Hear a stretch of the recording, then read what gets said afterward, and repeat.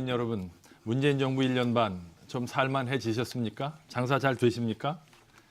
우리는 소위 진보 좌파 정권의 파퓰리즘 경제 정책이 어떤 결과를 초래하고 있는지 지금 잘 보고 겪고 있습니다. 경제가 더 어려워지기 전에 정부의 좌파 경제 정책 기조를 바꿔야 합니다. 일자리 창출이나 이 청년 실업 문제는 한국만의 문제는 아닙니다. 그리고 또 어제 오늘의 문제도 아닙니다. 전 세계가 수십 년째 고민하는 문제이고 이것을 한 번에 해결할 수 있는 묘방이나 왕도는 없습니다. 선거 공약 수준의 비전문적 처방으로는 오히려 문제를 더 악화시키고 있다는 것이 지금의 현실입니다. 우선 일자리는 일거리가 있어야 됩니다. 즉 경제가 활성화돼야 생기는 겁니다. 일거리가 없는데 일자리를 만들자고 하니까 한 사람이 해도 되는 일을 둘이 쪼개서 하자고 하고 세금으로 공무원 뽑자고 하고 강제로 일자리 할당하는 짓을 지금 하고 있습니다. 따라서 제대로 된 일자리를 만들려면 우선 일거리를 늘려야 합니다. 일거리라는 것은 시장에서 거래를 통해서 만드는 겁니다. 그런데 현 정부는 오히려 시장에서의 거래를 위축시키고 규제하고 억제하고 있습니다.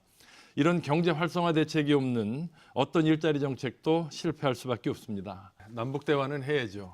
그리고 또 평화는 지켜져야죠. 누가 전쟁을 원하겠습니까? 국민들이 원하는 진정한 평화는 비굴한 평화가 아닙니다. 당당한 평화입니다. 우리는 지금 북한의 도를 넘는 무례함과 외교적 결례에도 불구하고 그저 미소 지으면서 굽실거리는 구걸하는 평화, 굴종 평화를 원하는 것이 아닙니다. 대한민국이 무장해제되고 영토 주권이 포기되고 피로 지켜온 NLL이 무력화되었는데 이것을 군사적 긴장 완화라고 생각하십니까?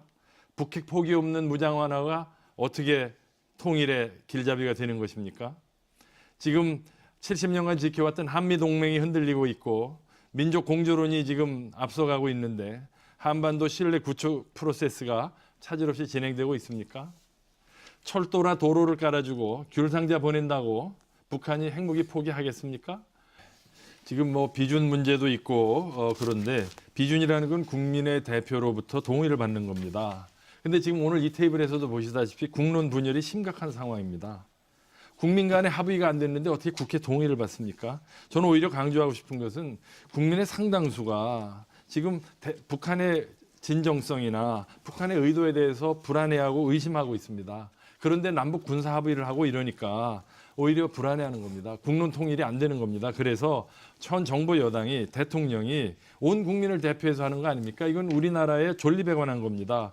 조종사가 승객의 안전을 책임지는 것처럼 승객의 절반이 불안해하고 있다면 그 뜻을 받들어야 되는 거 아닙니까? 좀 더 국민 통합을 위해서 정부 여당이 힘써 주시길 바랍니다.